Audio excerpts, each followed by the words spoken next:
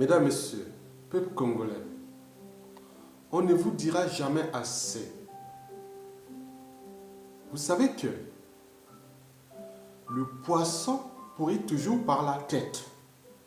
Cela veut dire que dans une organisation, qu'elle soit État, entreprise ou association, quand il y a un dysfonctionnement, c'est celui qui a la tête qui en est responsable. Si vous mettez à la tête d'un pays quelqu'un qui n'aime pas ce pays, qui est ennemi de ce pays, qui déteste d'ailleurs les habitants, le peuple de ce pays, on voit les résultats. Et quand vous mettez à la tête d'un pays, les gens qui, dans leur cerveau, ils ont des feuilles de manioc, à la place des neurones, on voit les résultats.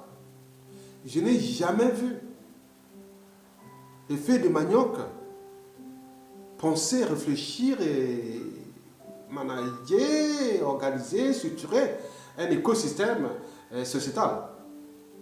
Donc quand vous avez à la place des neurones, des feuilles de manioc qu'on a mis à la tête de tous ces névrosés, ces sinistres mentaux qui sont à la tête de ce pays, on voit les résultats. Mais quand vous avez dans un pays un peuple de moutons, bien entendu, par la dynamique des espèces, il y aura toujours des loups. Quand il y a un mouton, il y a un loup.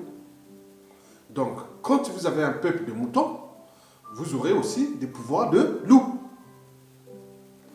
Le peuple congolais est une mosaïque de tribus de moutons.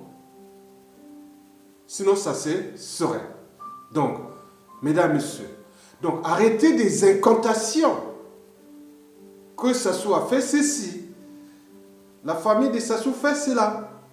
Son gouvernement, la dette, les salaires, les fonctionnaires, le pays vendu à la découpe, le pays devenu la propriété de Sassou et d'Nguesso. Et qu'est-ce que ça peut faire pour des actes précités? Oui, mesdames, messieurs, peuple congolais, nous sommes dans le mur. Nous allons tout droit dans le mur. Bien entendu, il vaut mieux trahir et détruire durement le Congo-Brazzaville aujourd'hui pour que ce pays ne puisse plus exister d'ici peu de temps. Historiquement, c'est toujours de cette façon que des États et des peuples ont disparu. Donc nous sommes là tout droit, nous sommes dans le mur. Oui. On ne va pas parler des problématiques de la dette. Ils sont fous, Sassou Nguesso. Les problématiques de la condition humaine et sociale, ça, ils sont fous. L'éducation par terre, la santé par terre, l'emploi par terre, le cadre de vie par terre, et tout cela, ils s'en foutent complètement. Mesdames, messieurs, je vous dis, quand on a mis, vous avez à la tête d'un pays quelqu'un qui est contre votre pays, alors là, oui, Sassou Nguesso est l'incarnation de l'ennemi du Congo. Donc, qu'est-ce que vous voulez? Pourquoi vous n'êtes pas capable de le mettre hors d'état de nuire? C'est-à-dire remplacer à la place de votre tête des feuilles de manioc, mais par des neurones, pour suturer, organiser et manager la résistance pour les mettre hors d'état de nuire, tant au niveau civil que militaire, ou en symbiose. Mais pourquoi on ne le fait pas? Parce que, voilà, nous sommes un peuple de moutons. Les moutons n'attaquent pas les loups.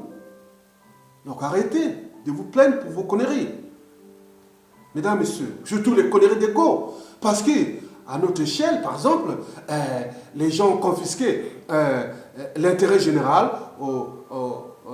oui, en parlant de conflits d'intérêts. Oui, c'est des conflits d'intérêts. Quelqu'un qui arrive là, en politique, il devient journaliste, il ne roule que pour ses intérêts particuliers et partisans, en utilisant bien sûr son fief électoral ou sa tribu comme du bétail humain ou électoral, ou des moyens de s'enrichir. Et voilà, Ça, c'est connu, sinon ça cesserait. Depuis le référendum anticonstitutionnel, en passant par le hold-up électoral jusqu'à nos jours. On n'est pas un peuple. On nous a écrit dans notre pays-là, dans notre constitution, unité, travail, progrès. L'unité, bien sûr, c'est pas la fusion. L'unité, c'est l'union. Donc, l'union fait la force. Mais pourquoi nous sommes incapables d'appliquer au moins une des valeurs de la République du Congo depuis? Et là, nous sommes en train de diviser. Plus le peuple est divisé, plus ça arrange le régime. Donc, arrêtez de vous plaindre pour vos conneries. On est bien d'accord? Donc, il faut commencer déjà la première étape. Il faut mettre des neurones dans votre cerveau. Ce n'est pas la taille du cerveau, hein, c'est des interactions neuronales qui font la valeur d'un cerveau. Au niveau de la pensée, la réflexion, la structuration et de tout cela. Quand vous êtes en politique, vous avoir une volonté déjà et avoir un état d'esprit de l'intérêt général. Parce qu'une fois que vous êtes là demain, à un moment donné, vous pouvez diriger ce pays. Mais si vous venez là, vous avez une sous-cognition.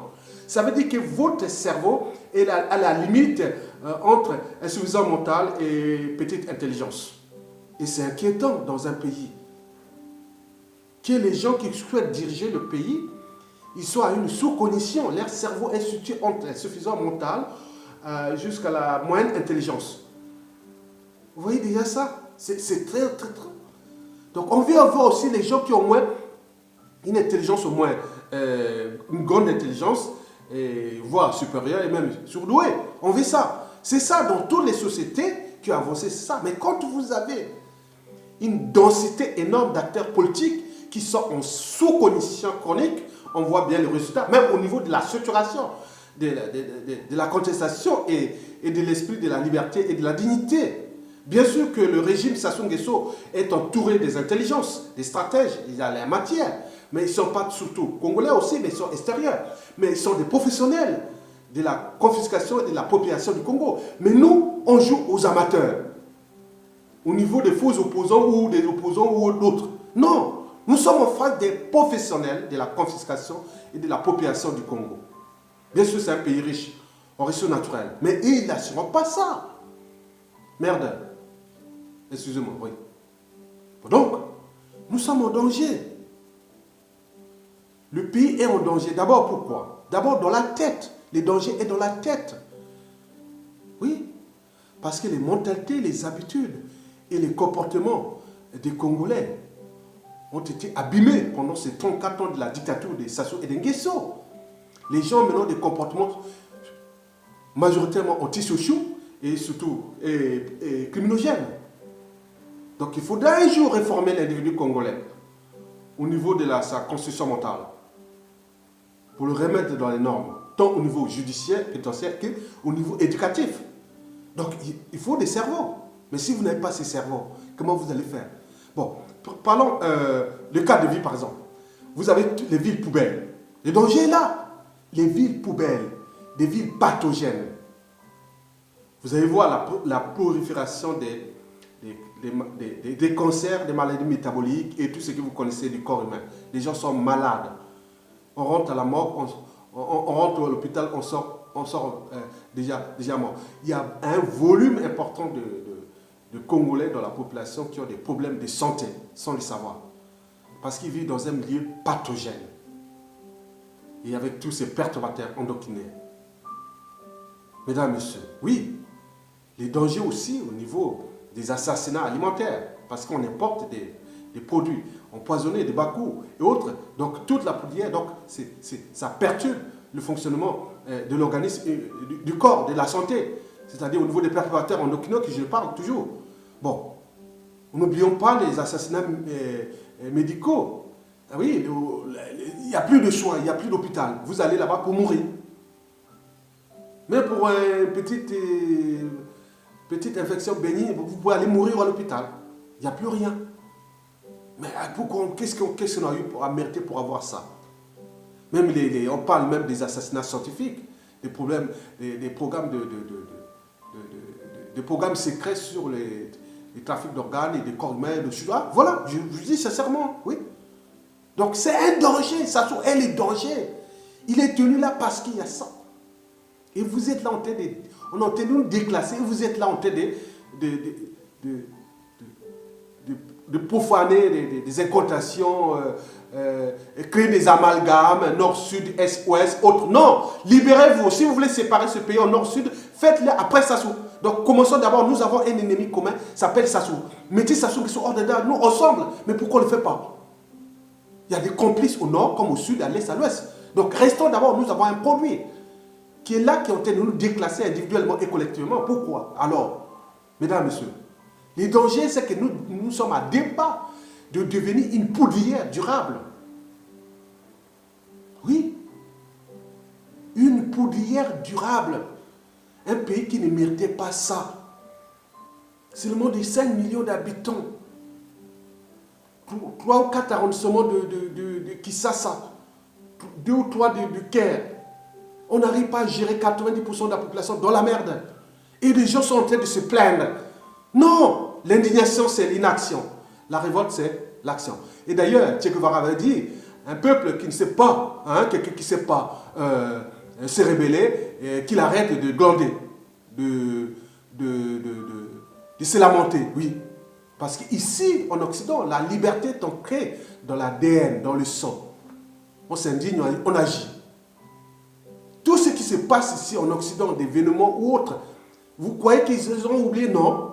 Un mois, 2 mois après, ou un an après, on voit, ils ont réglé le problème. Mais nous, on reste là, on cherche l'assistance. Arrêtez. Civilement, militaire, nous avons un monsieur qui est en train de tout détruire. Il ne sera plus là, comme les Mobutu, Idi Amin Dada et tous ces dictateurs-là. Il ne sera plus là, après ils vont le laisser dans la merde. Mais pourquoi quelqu'un ne peut pas organiser, jeter vos trucs de nord, sud, est, ouest, non, on fait les mains. Mais non.